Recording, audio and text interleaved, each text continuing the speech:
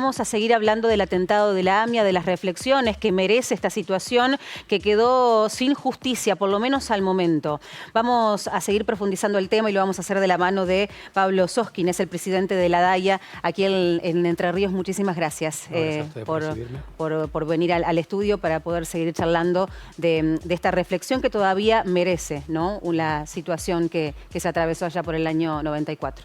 Sí, bienvenido. Verdad, un gusto, gracias por recibirme. La verdad que, como bien lo dijiste, es un momento de reflexión y de tristeza, porque más allá de que como comunidad y como argentinos tenemos que propugnar a la memoria y que las víctimas de estos cruentos atentados no desaparezcan del corazón de los argentinos, todavía tenemos que pedir por justicia y eso es lo que hace un dolor más profundo, porque no es lo mismo cuando la justicia ya está cumplida, preservar la memoria con justicia efectuada y preservar la memoria sin justicia es doblemente el dolor. Absolutamente. Hoy escuchaba en declaraciones al presidente de la AMIA que decía es difícil, resulta muy difícil explicar todo aquello que no ocurrió en el plazo de 28 años, hablando precisamente de la falta de justicia en tanto tiempo. Sí, a ver, yo creo que es una causa que, si no hay un cambio de paradigma legal en la Argentina, no va a tener un final, porque los imputados están en Irán. Irán no los va a entregar a la justicia argentina, ya está demostrado eso. Sí, claro. Y la necesidad es la ley de juicio en ausencia.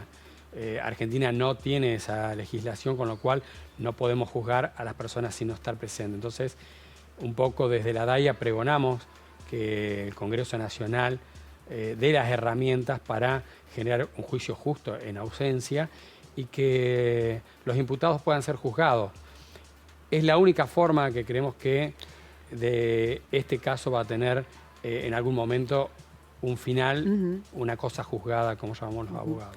En relación a esto que vos me estás mencionando, ¿han podido desde las diferentes organizaciones establecer el contacto con diputados, con senadores, para de alguna manera presionar para que esto luego sea posiblemente una normativa vigente para la Argentina? Porque digo, hubo un cambio de paradigma a nivel legal en varios estados, pero sin embargo en Argentina no dio ese paso. ¿Ustedes han tenido esa convocatoria, han tenido este tipo de charlas y de debates o no? Sí, se tiene y continuamente. Lo que pasa es que, bueno, tenemos un Congreso muy dividido, muy agrietado, es difícil de mantener unidad de conceptos. Y no todos los juristas están de acuerdo con el juicio en ausencia. También hay juristas que lo propugnan y juristas que no, pero tenemos muchos casos de la jurisprudencia internacional donde casos como este han podido ser juzgados y hay que entender que el juicio en ausencia no implica la condena de los imputados, porque la gente por ahí dice no se pueden defender, no están presentes. No es así. El juicio en ausencia prevé justamente las mismas garantías que tiene un juicio con la presencia del imputado. El imputado desde el exterior puede contratar abogados, puede presentar pruebas y en algún momento puede darse la presencia de él, y eso implica volver hacia atrás y no quitarle ningún tipo de garantías. Incluso, por eso digo, la justicia internacional en casos en Francia y en otros lugares han absuelto a un montón de imputados en casos de terrorismo, con lo cual no creo que afecte ningún tipo de garantía. Pero lo que sí sabemos es que pasados 28 años ya hay, por lo menos la justicia lo ha determinado, un ideólogo que es un Estado, que es el Estado terrorista de Irán, un proxy que es Hezbollah, que es un grupo terrorista.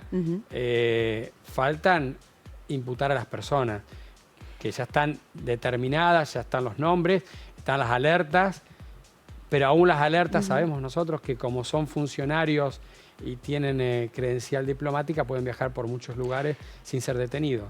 Pablo, ¿cuál fue la última novedad en el marco de la causa y del juicio? ¿Y esto cuándo se dio? A propósito, y para tener una idea general del tiempo que ha pasado sin mayores novedades. Novedades, lógicamente tenemos la novedad que el único caso de conexión local salió absuelto, donde quien supuestamente entregó el vehículo para realizar este atentado resultó absuelto por beneficio de la duda y ese fue digamos, la última noticia triste respecto de esta causa. En la causa madre realmente hay muy poco que se puede hacer porque ya están los imputados, ya está para hacer el juicio propiamente dicho, el juicio oral, pero si no está en la presencia de los imputados no va a haber ningún tipo de avance. Se pueden conocer tal vez facetas del proceso, del juicio, pero realmente es muy poco lo que se puede llegar a conseguir en conceptos de justicia si no se avanza con otras herramientas. Insisto, Irán no va a entregar a las personas son funcionarias del Estado, o sea, no es que son personas que son buscadas en Irán, son personas que están tomando en Irán puestos de funcionarios de gobierno. Entonces, imaginémonos que nunca van a entregar, aparte porque Irán está comprometido con el terrorismo internacional. Estamos viendo imágenes del 18 de julio del año 1994. Desde lo personal, te lo pregunto ahora, ¿cómo es transitar cada 18 de julio? A ver, yo cuando sucedió el atentado tenía 24 años, estaba en la universidad, veníamos de 2 años cortos donde tuvimos el primer atentado, el primer contacto del terrorismo internacional en Argentina con el atentado de la Embajada de Israel. Cuando uno, como miembro de la comunidad judía, veía el atentado de la Embajada de Israel, veía que Irán y Hezbollah habían elegido el marco de una embajada, que si bien es una ficción, es una embajada de un Estado en otro Estado, pero es una embajada. Israel está en Medio Oriente y está en un ámbito donde el terrorismo internacional es cosa, no digo de todos los días, pero es cotidiana. Es un Estado que está preparado para combatir el terrorismo. Nosotros, como argentinos, estamos fuera de toda esa cuestión geopolítica en cuanto al terrorismo. Nunca había pisado la Argentina de esa forma y, lógicamente, eso fue un golpe institucional muy fuerte. Ahora, cuando llegó lo de la AMIA, dio a entender algunos conceptos que los argentinos aprendimos, que el terrorismo no diferencia. Para el terrorismo, judíos e israelíes es lo mismo. Los judíos nos transformamos en blanco. Cualquier judío del mundo se transformó en blanco de un atentado. Y cualquier ciudadano, porque convengamos que no les importó el daño que podía provocar si las muertes eran de judíos o no judíos. Entonces empezamos a ver que cualquier país puede ser blanco de un atentado. Y el hecho de la impunidad después de 28 años, siempre decimos, están las puertas abiertas para otro atentado. Hoy mismo hemos visto cómo un avión con 5 iraníes, venezolanos, uno ya con una afiliación perteneciente a las fuerzas Al-Quds, que son parte de la Guardia Revolucionaria de Irán, considerada terrorista por muchos países del mundo y con vinculación con Hezbollah, está y no sabemos qué vino a hacer, ni qué vino a preparar, ni qué vino a despertar. Y nos dimos cuenta cuando Uruguay no le permite el acceso a su cielo. O sea, estuvo en Argentina y se fue a Uruguay y no pasó nada. Entonces, lógicamente, esas situaciones que no hayan encendido las alarmas a tiempo, llama la atención. Después, cuando ya fue Vox Populi, fuimos centro del mundo, lógicamente que la Argentina empezó a trabajar sobre el caso, y si la DAIA no hubiese querellado, hoy probablemente esos miembros de esa tripulación ya estarían en sus casas sin mayores problemas. Entonces, lo que digo es que a partir desde los 24 años hasta esta época, puedo decir que nos condenó a los judíos argentinos a vivir en condiciones que no vive toda una sociedad común, que para ir a sus instituciones tienen que pasar por bloques de cemento, por seguridad aeroportuaria, con filmadoras, o sea, con un montón de medidas de seguridad que cuando yo era chico no existían, o sea, una naturalidad que hoy le damos a esos medios, pero que no es, o sea, que uno no aceptaría para sus hijos y que nuestros hijos los tienen que vivir. Y por otra parte, después de 28 años lo que vemos es que tenemos que seguir viviendo con la misma preocupación porque no estamos exentos de un tercer atentado.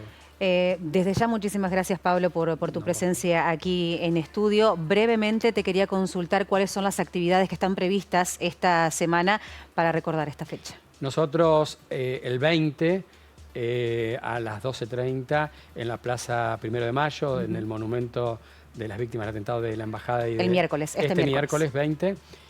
Y lo hicimos el miércoles y no hoy, porque invitamos a Luis Chichesky, que es el padre de Paola Chichesky, una de las víctimas del atentado de la AMIA, y que justamente hoy iba a estar en el acto central. Entonces esperamos hasta el miércoles porque queríamos que esté la presencia de una persona que pueda contar realmente su propia experiencia y que la gente de Entre Ríos pueda sentir en la voz de una primera persona cómo se siente la situación vivida hace 28 años y cómo se siente hoy, cómo una familia se destruye, cómo se destruye toda una vida y cómo todavía esa persona y esa familia sigue pidiendo justicia.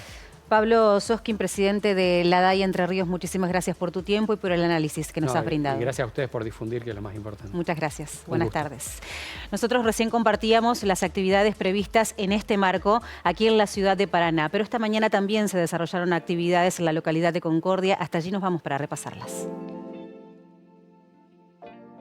28 años de falta de justicia, que no pasó nada.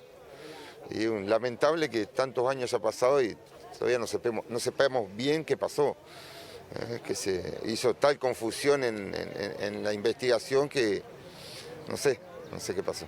¿Qué significa remover y revivir todo esto en cierto modo? Y es duro porque yo, por ejemplo, mi hermano trabajaba a una cuadra en un comercio y tuvo suerte justo que no pasó ni nada, pero bueno, es duro porque estaba trabajando en un subsuelo y vivió